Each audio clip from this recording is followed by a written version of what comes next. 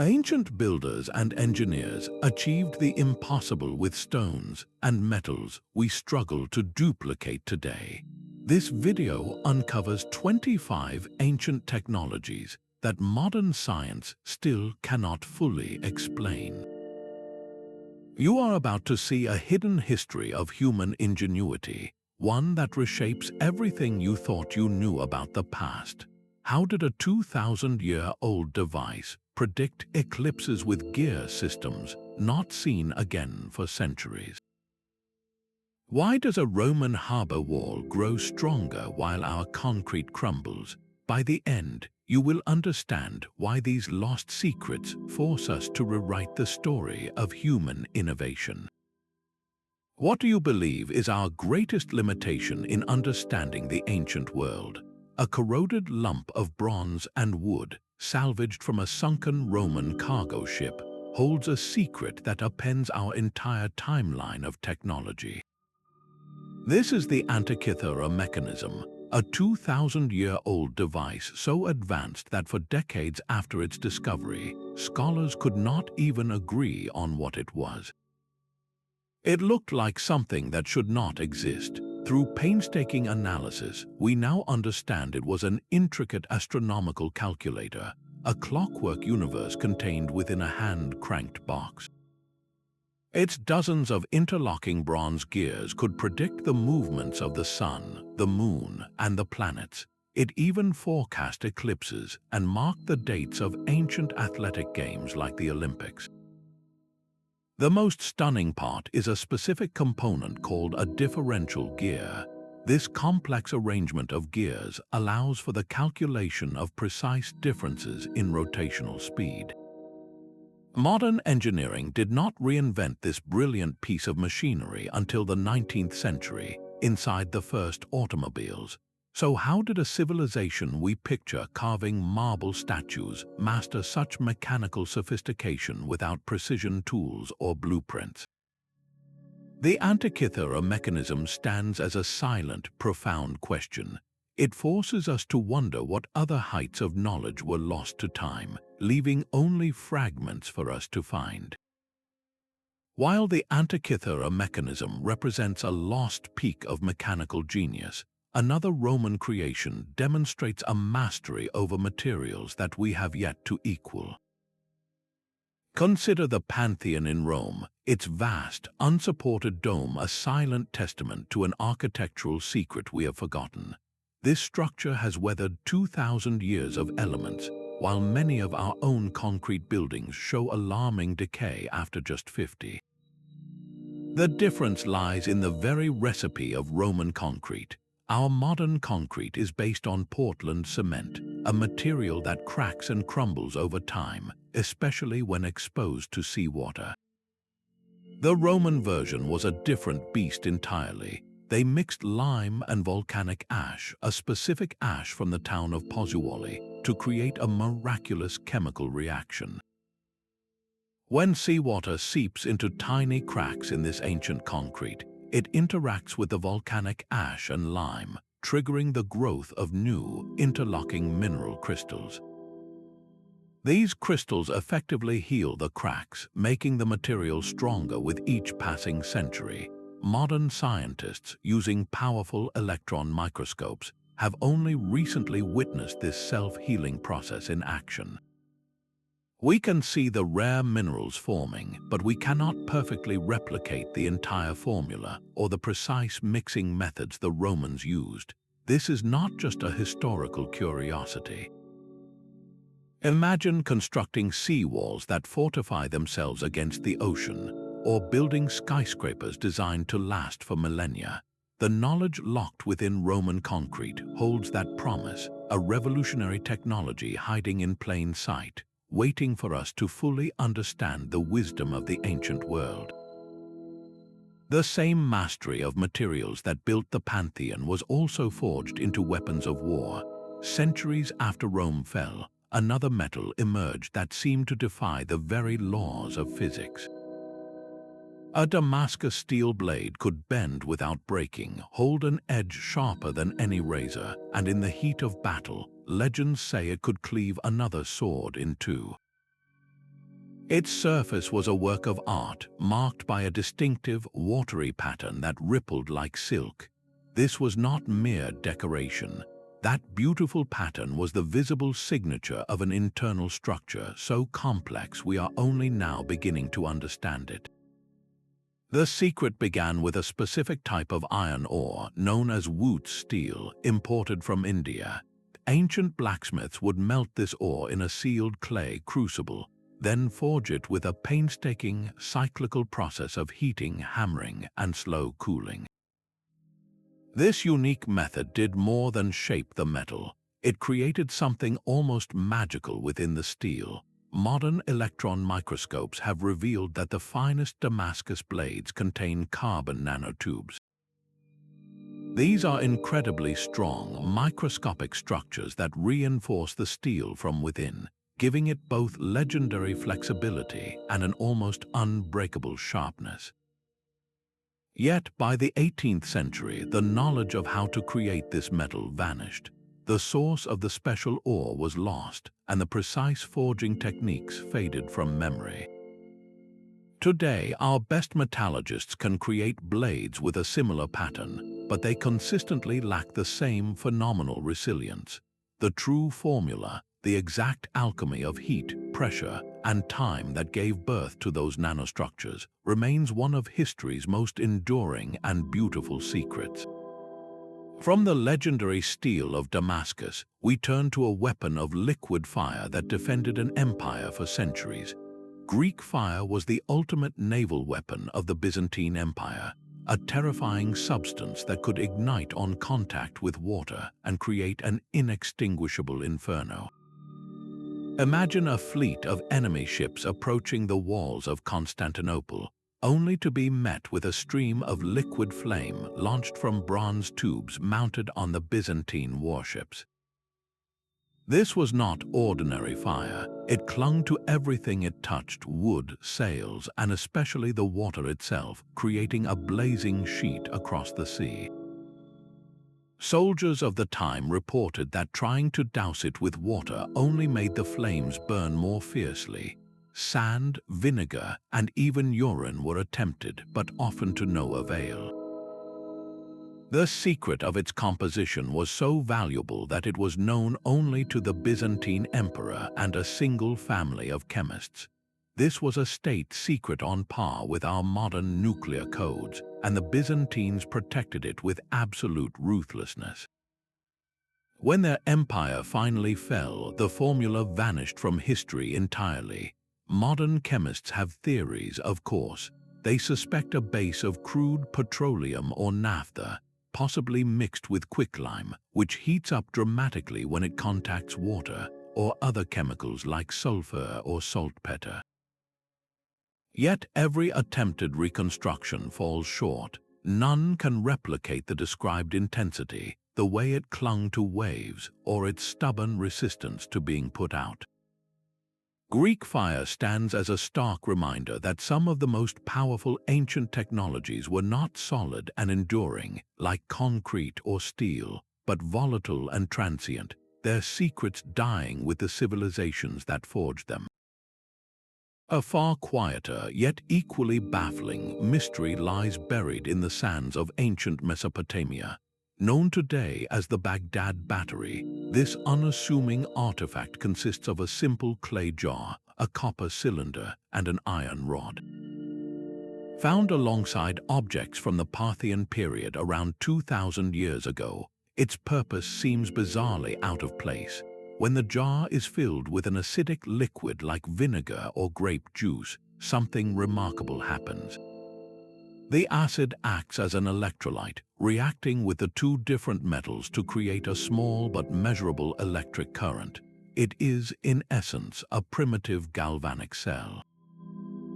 The voltage it produces is faint, perhaps 1 or 2 volts, barely enough to cause a tingle on the tongue. So what possible use could such a tiny amount of power have served in a world without light bulbs or motors? Some researchers propose it was used for electroplating, the process of depositing a thin layer of one metal onto another. A dozen of these batteries linked together could have provided enough current to gild a small object with a shimmering coat of gold. Others suggest a more mystical or medical application, perhaps using the gentle current to create a tingling sensation during religious rituals or as an early form of pain relief. Skeptics argue it was merely a sacred scroll holder, its true nature an accidental byproduct of its design. Yet the coincidence is staggering. The specific combination of materials, perfectly aligned to produce electricity, feels too deliberate to ignore entirely.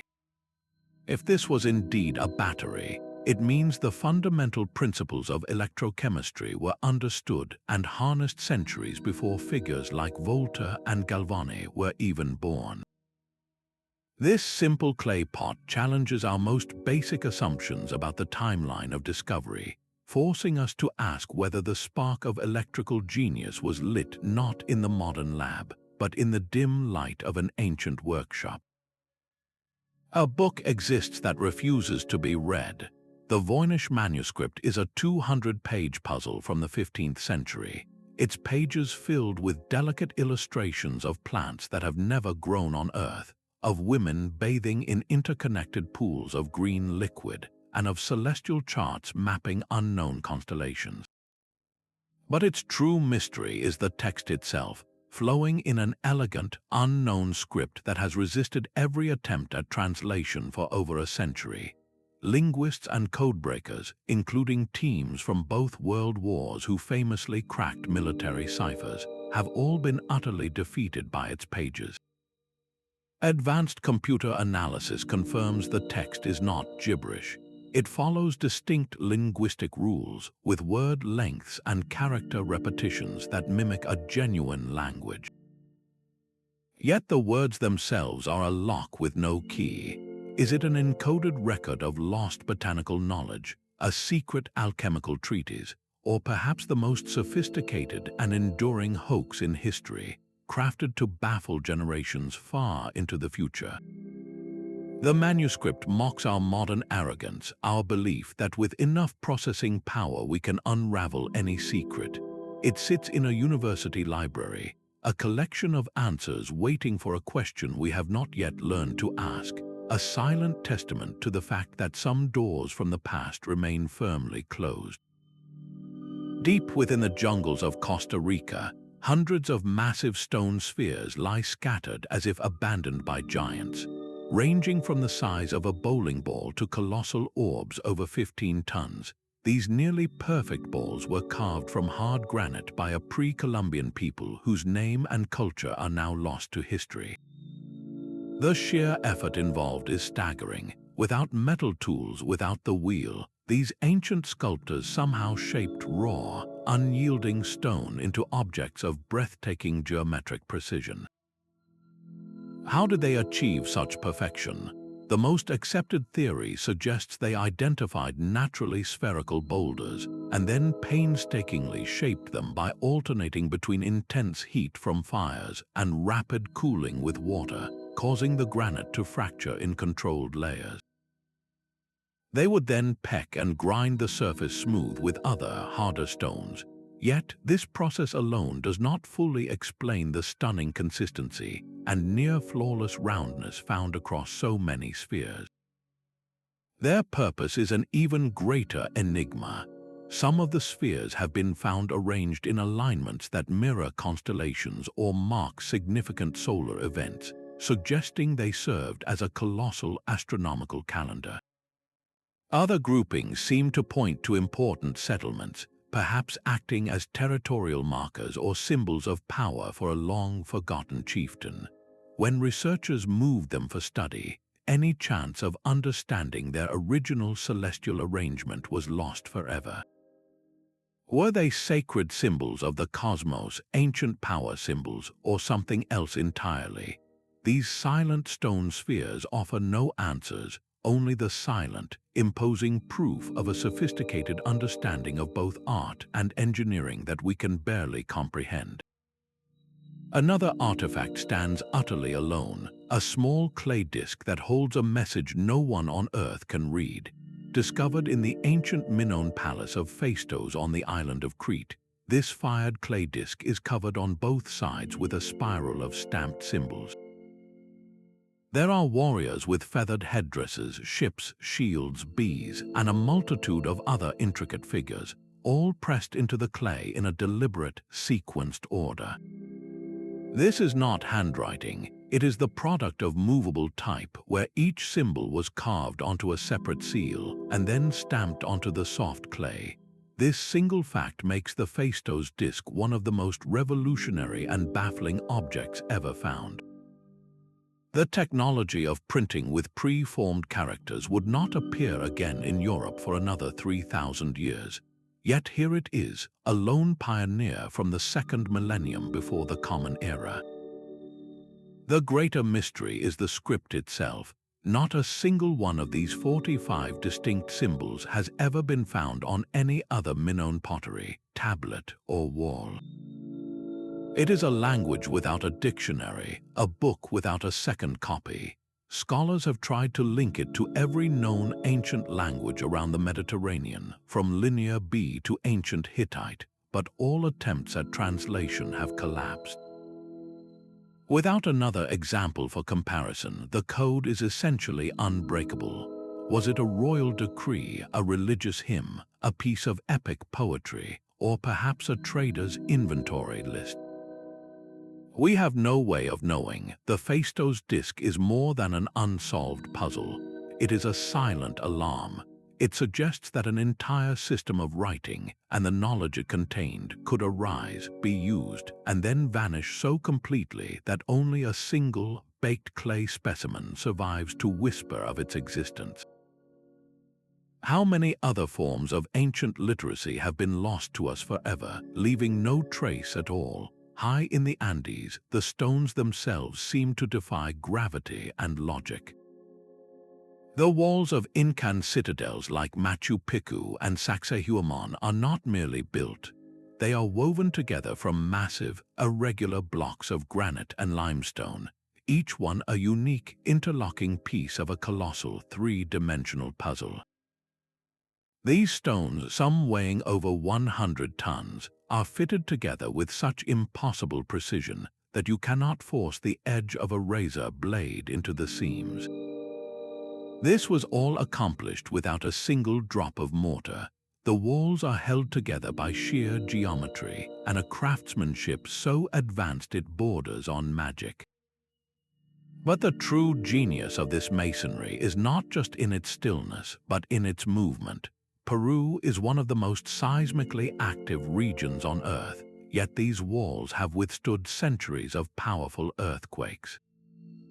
When the ground shakes, a modern brick or concrete wall, rigid and unyielding, will crack and collapse. The Incan walls, however, are designed to dance. The complex polygonal shapes and the subtle, inward lean of the walls allow the stones to shift and settle during a tremor. When the quake subsides, the blocks simply lock back into their original positions, completely unscathed. Modern engineers can only marvel at this perfect blend of strength and flexibility, a seismic solution we are still trying to master. How did they achieve such perfection? Without iron tools or the wheel, how did they quarry, transport, and shape these monstrous stones? The conventional theory suggests they used harder stones to pound the blocks into shape, a process of patient percussion that would have taken generations. But this does not fully explain the mirror-smooth surfaces or the intricate, rounded corners found on some stones. This has led to more speculative ideas. Some researchers point to local legends that speak of a plant whose juice could soften stone, allowing it to be molded like clay. Others wonder if the builders had discovered a form of acoustic technology, using specific sound frequencies to levitate the massive blocks into place. While these theories venture into the extraordinary, they highlight a fundamental truth. The methods used by the Incan stonemasons were so effective and so unique that they have left no clear trace for us to follow. We are left staring at a wall that is both a structure and a riddle, a testament to a form of engineering that understood the soul of the stone itself. Scattered across a high desert plateau in Peru, a giant spider, a colossal monkey, and a hummingbird with a wingspan longer than a jumbo jet lie etched into the earth.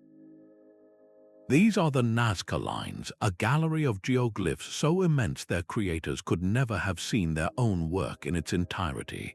For centuries, these drawings remained a secret of the dry, wind-swept plain, invisible to anyone standing on the ground. They only revealed themselves to the modern world with the advent of flight, when pilots in the 1920s looked down and saw a desert canvas covered in staggering art. The method of creation seems deceptively simple. The Nazca people, over 1,000 years ago, meticulously removed the top layer of dark, sun-baked stones to expose the lighter, sandy soil beneath. This created stark, contrasting lines that have endured for millennia, but the simplicity ends there. How do you design a perfect spiral or a symmetrical condor hundreds of feet across without ever being able to check your progress from above? The precision is baffling. Some of the straight lines run for miles without deviating by even a few feet, a feat that would challenge modern surveyors with laser levels and GPS. Theories about their purpose are as vast as the drawings themselves. Were they a gigantic astronomical calendar, their shapes aligning with constellations or solstice sunrises? Perhaps they were sacred pathways for religious processions, walked by priests who could only feel the designs under their feet but never behold their majesty. Another compelling idea suggests they were part of an elaborate irrigation system, with the shapes and lines mapping underground water sources in an arid land. The most haunting question remains one of execution. Did the Nazca possess a form of hot air balloon or a giant kite to provide a crude aerial view? Or had they mastered such advanced surveying mathematics that they could plot these colossal figures from the ground, using a series of stakes and ropes with unimaginable skill? The lines defy a single explanation. They stand as a collective act of faith, a monumental effort where the artists trusted a vision they themselves could never physically witness, leaving behind a message written on the land itself, intended for eyes they knew would one day look down from the sky. While the Nazca designed for the sky, another ancient creation was built to withstand the relentless passage of time on the ground. In the heart of Delhi, a 23-foot-tall iron pillar has stood completely exposed to the elements for over 1,600 years. It has endured monsoons, scorching heat, and modern pollution, yet it shows not a single speck of rust. This is not a miracle of chance, but a miracle of metallurgy.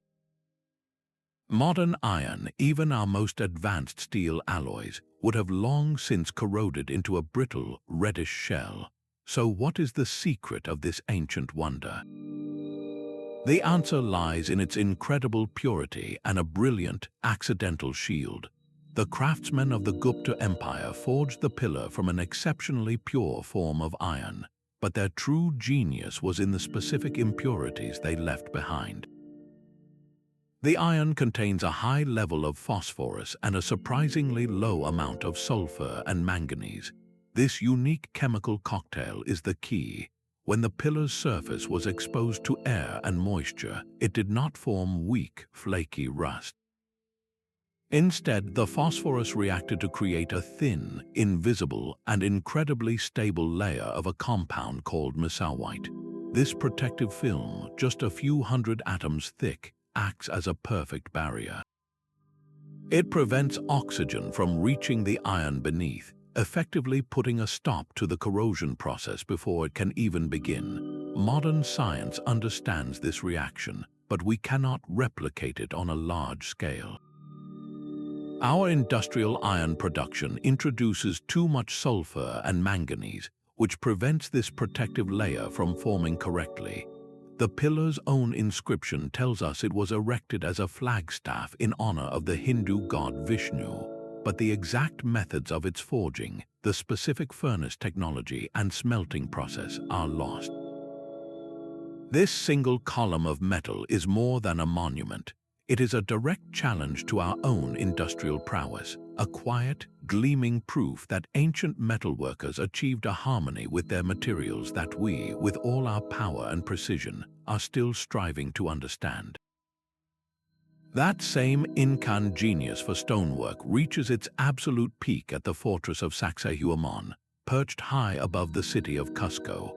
Its walls are a breathtaking spectacle of power and geometry, composed of colossal limestone blocks arranged in 3 massive, zigzagging tiers. Some of these stones are so immense, weighing well over 100 tons, that their very presence on this mountain ridge seems like an impossibility. They were hauled from quarries miles away, up and down steep Andean valleys, without the use of the wheel, draft animals, or iron tools. The fitting of these stones is where logic truly fails. Each block is a unique polygon with as many as 12 different angles, and they lock together in a seamless, jigsaw-like formation. The joints are so perfectly tight that after centuries of settlement, you still cannot slip a piece of paper between them. This was not just artistic perfection, it was a deliberate and brilliant engineering solution. The zigzag shape of the walls and the complex interlocking of the stones gave the entire structure incredible stability, allowing it to dissipate the massive energy of earthquakes by shifting and settling rather than shattering. So how was it done? Local folklore offers a tantalizing, almost mythical explanation. It is said the Incas possessed the knowledge of a special plant whose sap could soften solid rock, reducing it to a clay-like consistency that could be molded and shaped to fit its neighbor. Once the sap wore off, the stone would harden back to its original strength. While a captivating idea, no archaeological evidence for such a plant or its use has ever been found. This leaves us with the conventional, yet still staggering, theory of stone-on-stone craftsmanship. The idea that teams of workers patiently pounded these behemoths into their perfect shapes using only harder hammerstones, abrading the surfaces for generations. But this method alone struggles to account for the mirror-smooth finishes, the perfectly rounded inner corners, and the mind-boggling logistics of test-fitting 100-ton blocks. The absence of a clear answer forces us to wonder if the Incas had developed a lost form of practical physics or a vibrational technology that allowed them to manipulate stone in ways we can no longer perceive. Sacsayhuamán is not merely a fortress, it is a monumental question carved in limestone, challenging our understanding of what ancient builders could truly achieve. Deep within the crypt of an Egyptian temple at Dendera, a stone carving depicts a scene that seems to defy its own time. A large, bulbous object, strikingly similar to a modern light bulb, is held aloft by a pillar. Inside, a snake stretches in a wavy line from one end to the other, exactly where a glowing filament would be. This serpent is connected by a cable to a box, upon which an Egyptian god rests his feet, and the entire scene is attended by a priest. To the modern eye, it is an undeniable image of electrical illumination. Mainstream archaeology offers a different, symbolic interpretation. It explains the scene as a representation of a creation myth, with the bulb being a lotus flower giving birth to the sun god, and the snake symbolizing the divine energy of life itself. The cable is seen as a stylized lotus stem and the box as a ceremonial vessel. This is a perfectly valid reading, deeply rooted in known Egyptian cosmology. Yet the visual parallel is so jarringly specific that it has sparked a century of debate. Could it be both? Could a sacred symbol also be a stylized representation of a real, albeit rare, technology? Proponents of this theory suggest the Egyptians might have used primitive batteries, similar to the Baghdad Battery, to power electric lights for illuminating dark tomb interiors or for electroplating gold onto statues. They argue that the absence of soot from torches in some deep, elaborately decorated tombs supports this idea. However, the glaring lack of physical evidence, no bulbs, no wires, no switches, makes this a theory built on inference and hope. The Dendera carving exists in a frustrating middle ground. It is either a profound coincidence of symbolism, a literal depiction of lost technology, or something in between that we have not yet conceived. It forces us to question the boundaries between myth and machine, and to wonder if the ancient world sometimes encoded its greatest practical secrets within the language of the gods. On a remote island in the vast Pacific Ocean, silent giants stand guard over a landscape stripped bare. The Moai of Easter Island are a haunting spectacle, nearly 1,000 monolithic stone figures, some towering over 30 feet tall and weighing as much as 80 tons. Carved from compressed volcanic ash by the Rapa Nui people, these statues were not merely sculpted. They were transported for miles across rugged terrain, from the quarry where they were borne to massive stone platforms along the coast.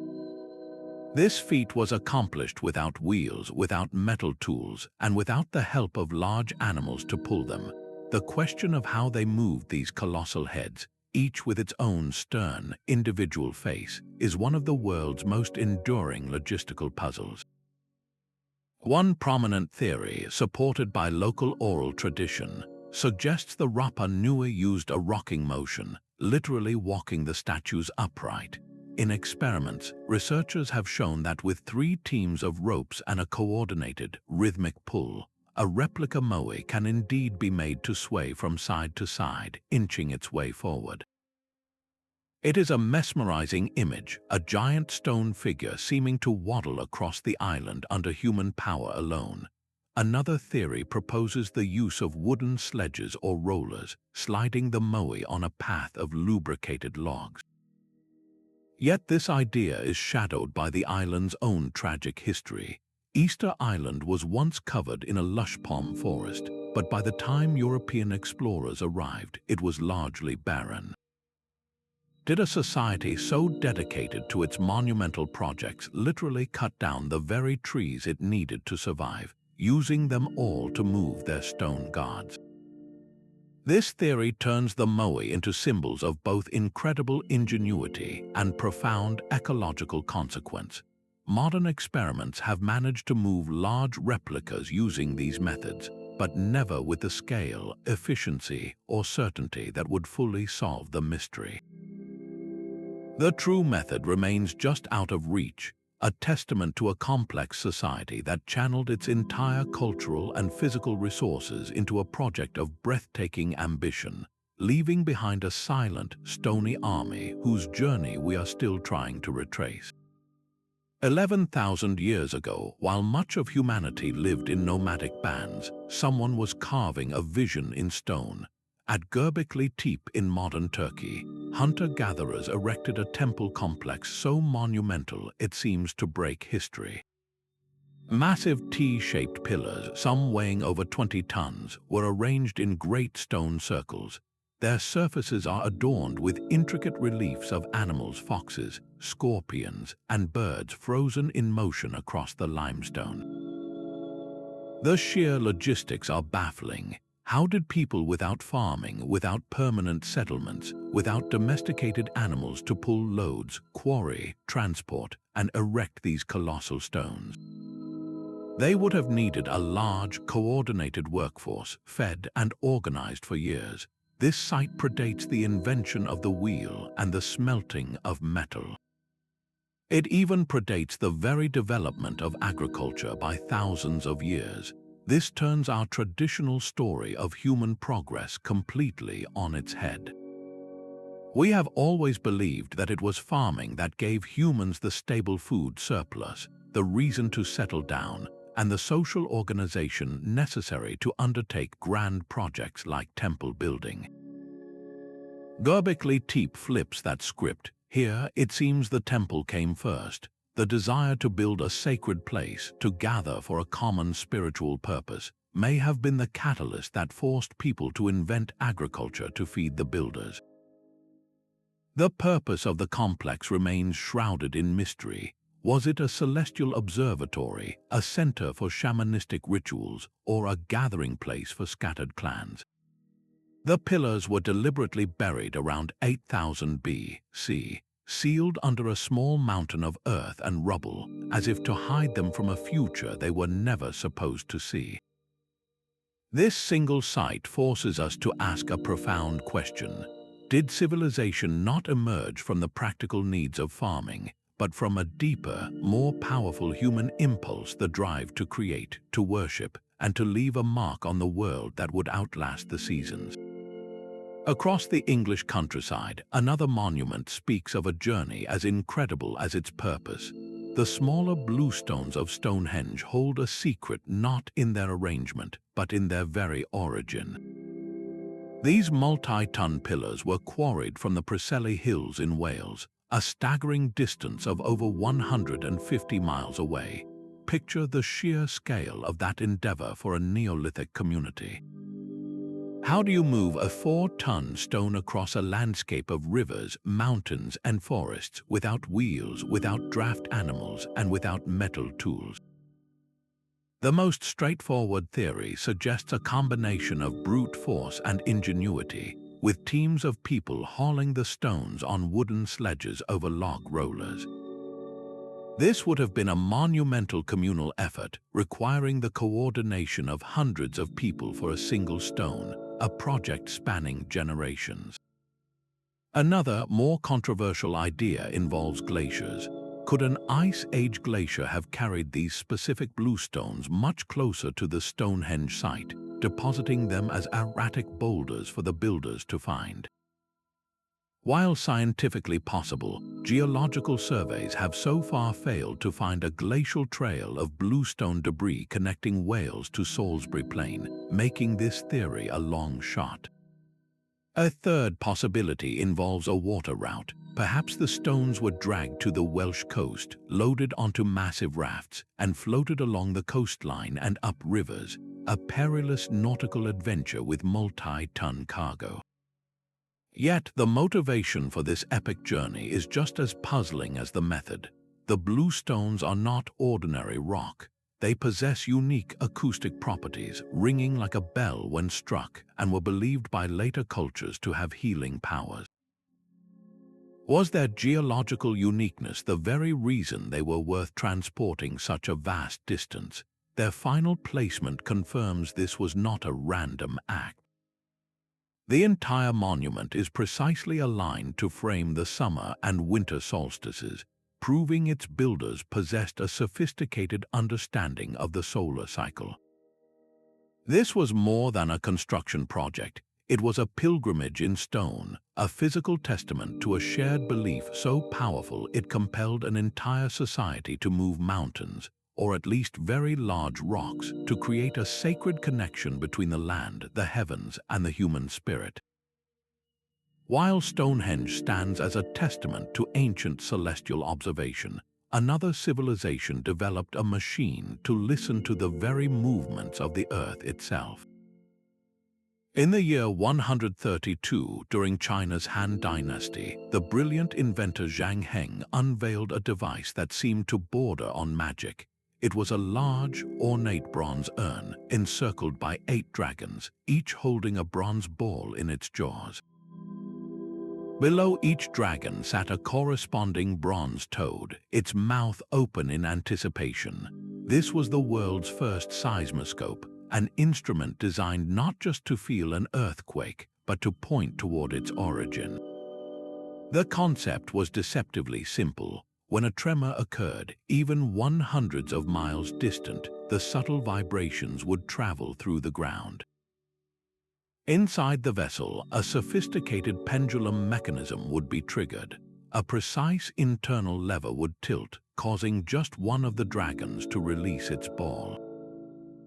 The clatter of bronze into the waiting toad's mouth would announce the quake, and the specific dragon that dropped its ball indicated the direction from which the seismic waves had come.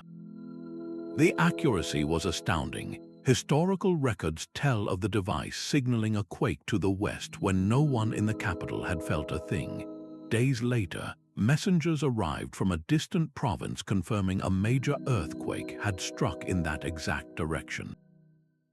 The principles Zhang Heng harnessed, the understanding that energy travels in waves through the earth and can be detected and measured from afar, are the very foundation of modern seismology. Yet, for all our understanding of the theory, the exact internal mechanics of his device remain a subject of debate. We know it used an inverted pendulum, but the precise arrangement that allowed it to be so sensitive to distant tremors while ignoring local disturbances has been lost. Modern recreations based on the best guesses of historians and engineers can replicate the basic function, but they never quite achieve the legendary sensitivity described in the ancient texts. Zhang Heng's seismoscope was more than a scientific instrument.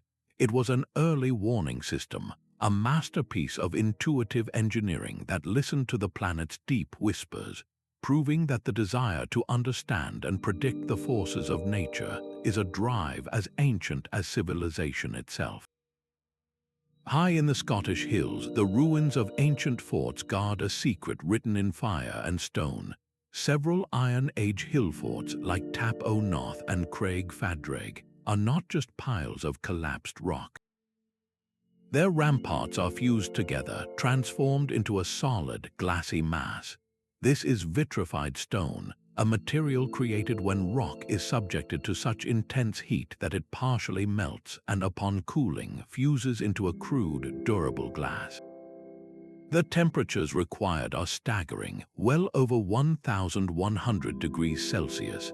How did Iron Age tribes over 2,000 years ago achieve a feat of pyrotechnology that would challenge a modern industrial furnace? The very existence of these forts ignites a fierce debate. Were these walls deliberately set ablaze in a massive ritual conflagration, a symbolic act of consecration or destruction? Or was this a desperate, last-ditch defensive measure? Imagine an attacking force swarming the walls, only for the defenders to ignite a pre-arranged fuel source mixed within the stone and timber framework, creating an inferno that would literally glaze the ramparts in a shield of molten rock, making them stronger and impossible to scale. Yet, this defensive theory has a flaw. In some forts, the vitrification is not just on the surface but runs through the entire thickness of the wall, suggesting a fire that burned for days, an event more likely to destroy the fortress than save it. Modern experiments have tried to solve the puzzle by building small replica walls and setting them ablaze with wood and other fuels. While they can create localized patches of vitrification, they have never managed to reproduce the uniform, wall-spanning fusion seen in the ancient ruins. The scale of the heat required and its sustained application remains beyond our replication. This leaves us with a landscape of scorched questions. Did these ancient people possess a lost knowledge of chemistry, using specific minerals as flux to lower the melting point of the stone? Were they harnessing a form of focused fire we cannot yet conceive?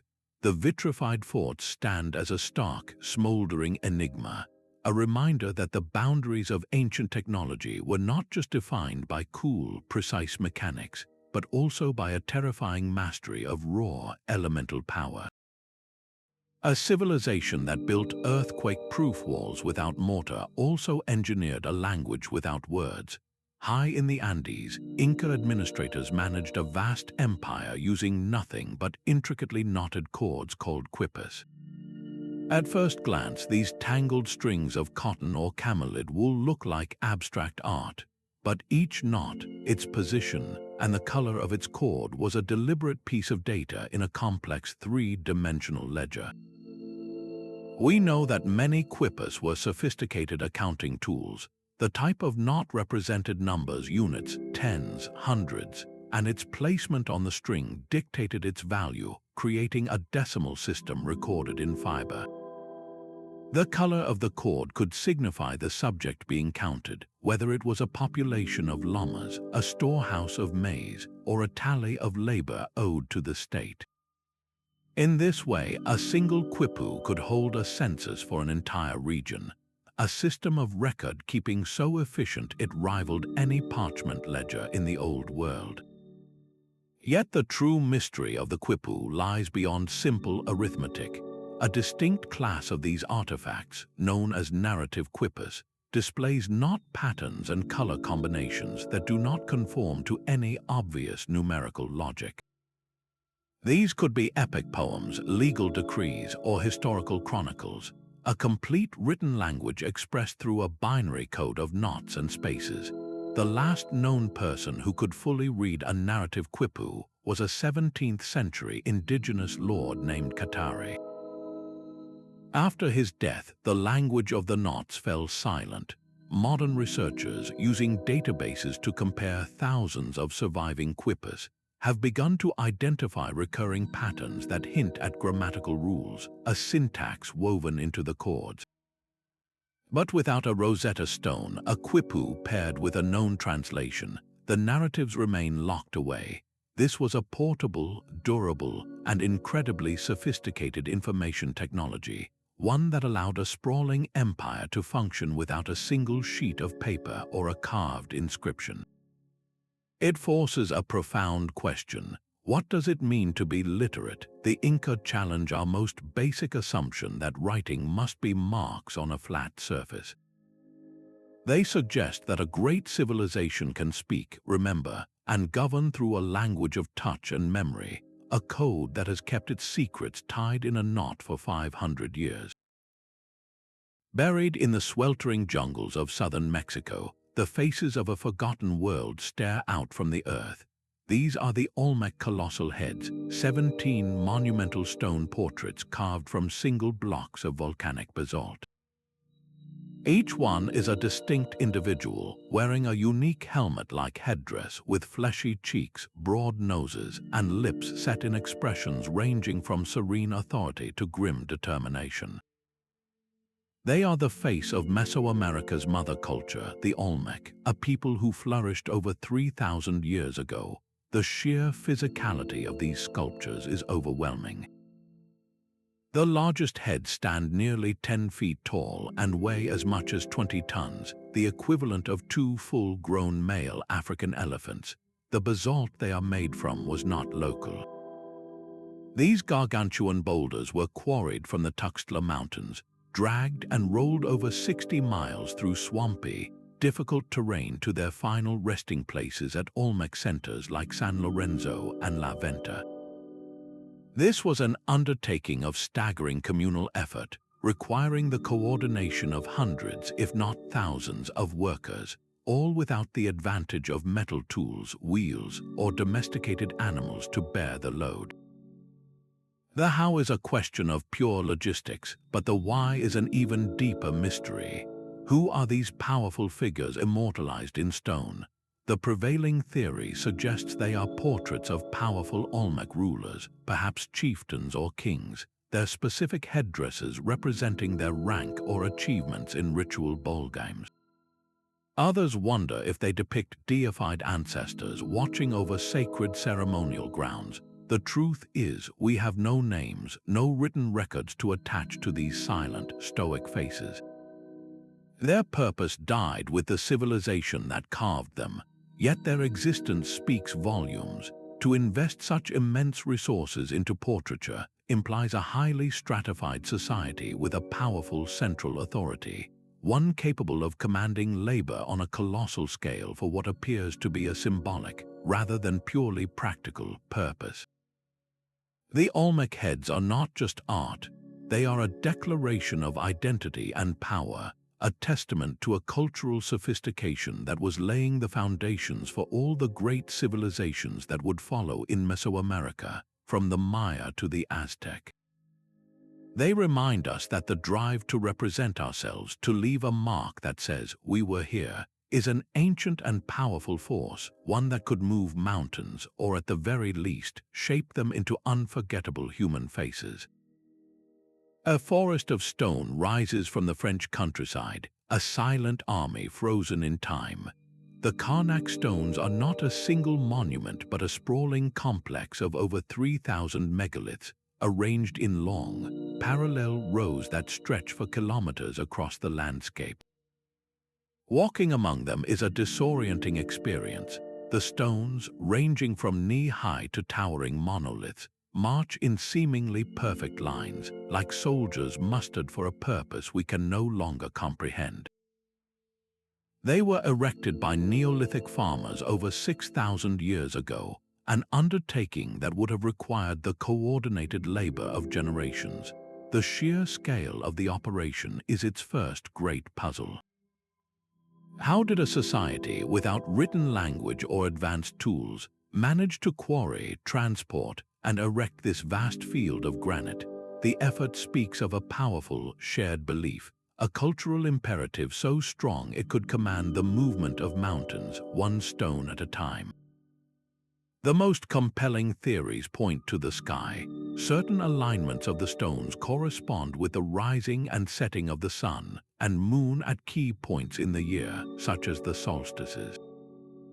This suggests the entire site may have functioned as a colossal astronomical calendar, a stone computer tracking the seasons for agricultural or ceremonial purposes. Other interpretations suggest it was a sacred landscape for rituals of the dead, or perhaps a physical boundary between the realms of the living and the ancestral world. Yet the definitive answer eludes us. Were these rows processional pathways for priests, or did they serve as an open-air temple for an entire community? The stones offer no inscription, no carved symbol to guide us. They are a message without a key, a grand statement of intellectual and spiritual life from a time before history. Their enduring mystery lies in their stark simplicity, forcing us to confront the depth of knowledge and the profound sense of order possessed by our most distant ancestors. The deserts of Western China hold the silent remains of a people who should not be there. Known as the Tarim Mummies, these individuals died 4,000 years ago, yet the arid, salty sands preserved them with stunning fidelity. Their skin is still intact, their hair and clothing look as if they were laid to rest only decades ago, but it is their faces that rewrite history. They possess distinctly Caucasian features with high cheekbones, long noses, and reddish-brown hair. They are a profound anomaly, a population from the West buried deep in the heart of Asia. Their very existence suggests that transcontinental travel and cultural exchange was happening millennia earlier than we ever believed, along routes that would one day be called the Silk Road. Yet the mystery is not just in their origin, but in their craft. The textiles they wear are a technological marvel.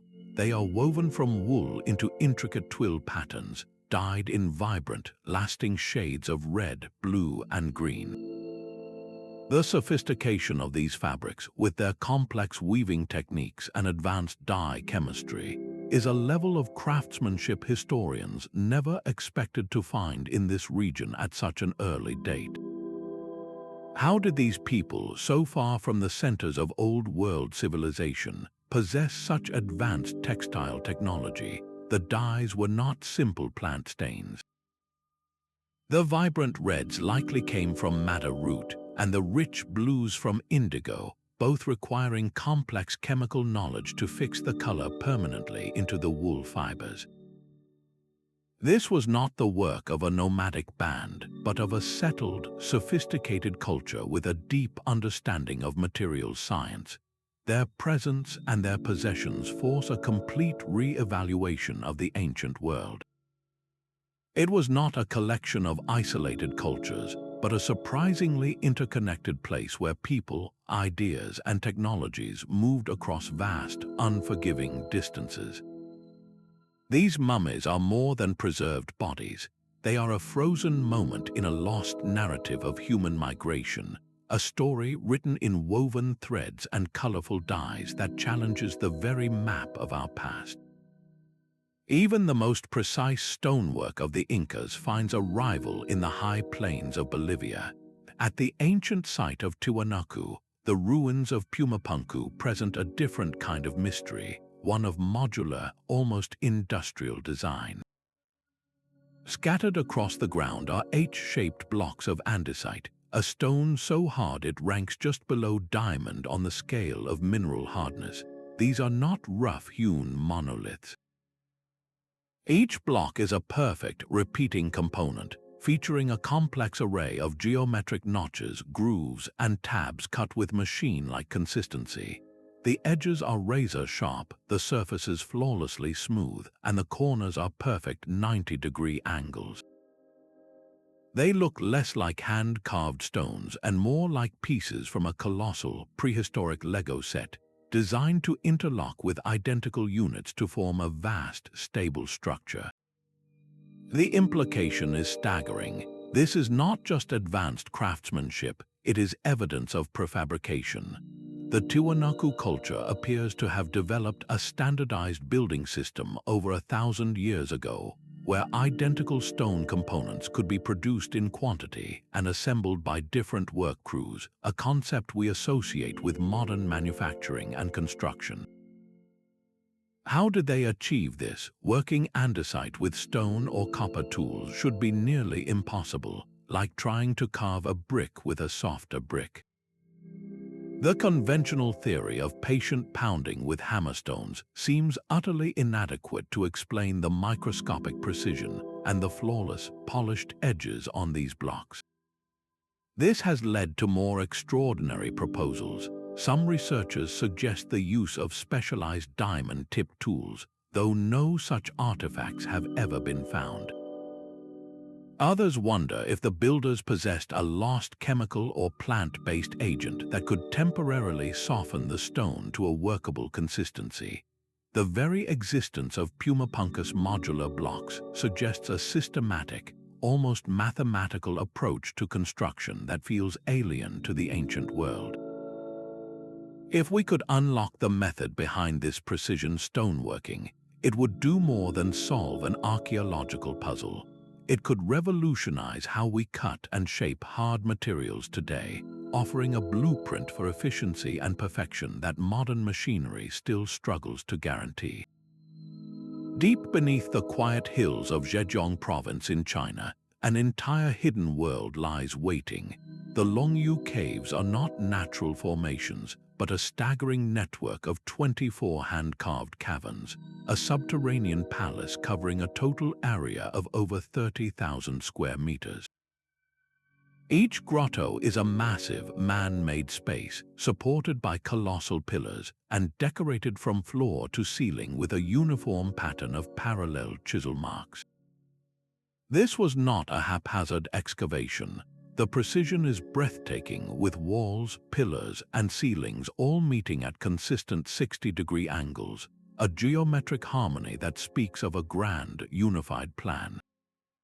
The scale of the work is almost incomprehensible. To create these caverns, the builders would have had to remove nearly 1 million cubic meters of solid sandstone.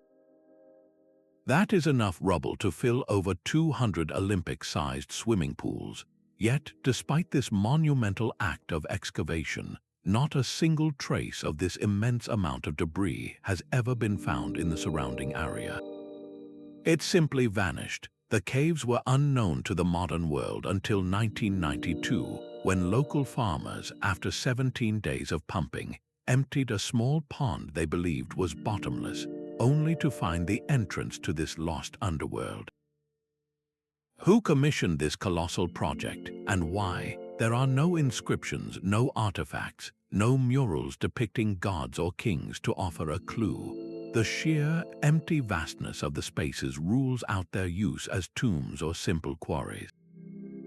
The consistent, almost obsessive chisel work covering every surface suggests a purpose beyond mere function, perhaps an acoustic one, or a symbolic representation of a belief system now entirely lost.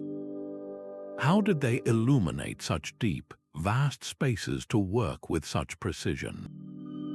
How did they plan the structural integrity to prevent collapses over 2 millennia? And most bafflingly, where did they put the mountain of stone they carved away?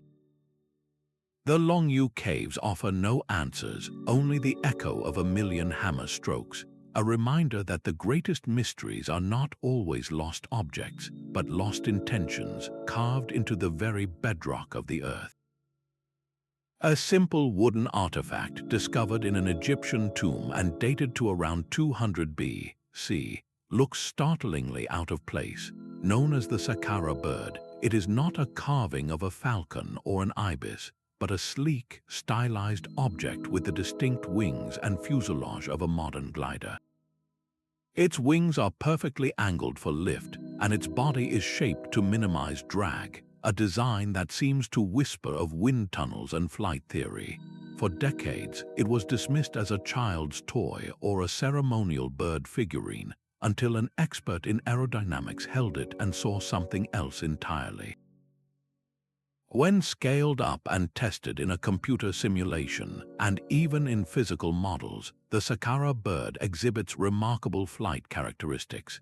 It generates sufficient lift, and with the addition of one crucial component, it becomes a fully functional glider. That missing piece is a horizontal tail stabilizer, the very same element that keeps modern aircraft level in flight. Without it, the model is unstable, but with it, the ancient carving soars. This single, elegant object forces a profound question.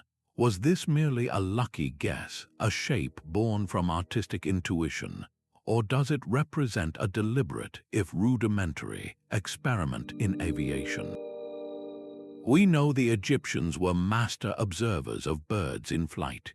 Could a brilliant artisan have attempted to capture not just the form, but the very function of a soaring falcon? The implications are staggering. It suggests that the fundamental principles of aerodynamics were being explored and physically tested over 2,000 years before the Wright brothers left the ground.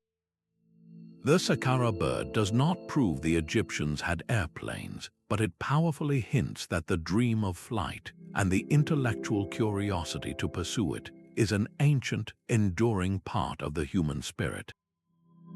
What do these 25 mysteries scattered across continents and millennia finally tell us? A clear pattern emerges from the chaos, a common thread of genius woven through every artifact and monument. Whether it was Roman concrete self-healing or the Incas making stone dance during an earthquake, these ancients possessed a profound, almost intimate understanding of their materials.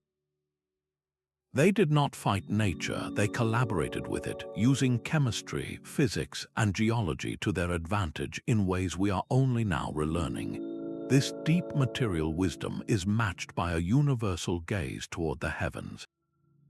From Stonehenge framing the solstice sun to the Nazca drawing constellations for the sky gods, a powerful, shared human impulse is revealed, the drive to map the cosmos and find our place within its grand design. So why was so much of this brilliance lost? The answers are as varied as the technologies themselves. Some secrets vanished in the fire and collapse of great empires, like the formula for Greek fire dying with the last Byzantine emperor. Others were casualties of oral traditions, sophisticated knowledge passed from master to apprentice, never written down, and eventually fading from memory when that chain was broken. Some creators, like the master smiths of Damascus steel, may have taken their formulas to the grave, protecting their power in a world without patents. Reflecting on these common threads does more than satisfy our curiosity. It offers a sobering lesson for our own time. Our modern world runs on planned obsolescence and disposable materials, while the Roman harbor walls grow stronger with each passing century. We amass digital information that could be rendered unreadable in a generation, while the Inca communicated across centuries with knotted cords. These ancient technologies challenge our definition of progress itself. They remind us that true innovation is not just about moving forward, but about building things that last, about understanding the world so deeply that our creations become a permanent part of its fabric. The greatest mystery may not be how they did it, but why we ever stopped. From the intricate gears of the Antikythera Mechanism to the modular stones of Pumapunku, these 25 ancient wonders reveal a profound truth. Our ancestors operated with a creative spirit that respected few boundaries, a testament to human potential that echoes across the millennia. This journey through lost technologies paints a portrait of history not as a simple upward climb, but as a rich and complex tapestry. It is a weave of brilliant peaks, devastating valleys of loss, and the slow, patient work of rediscovery. Each mystery we uncover does more than just add a fact to a timeline. It honors the incredible ingenuity of those who came before us, proving that their intellectual legacy is a resource we are only beginning to tap. The questions they left behind are not mere curiosities. They are catalysts. The self-healing properties of Roman concrete inspire new research into sustainable building materials. The forgotten principles behind the dancing stones of Sacsayhuamán could revolutionize how we design for earthquakes. By looking back, we are often given the clearest vision for our future.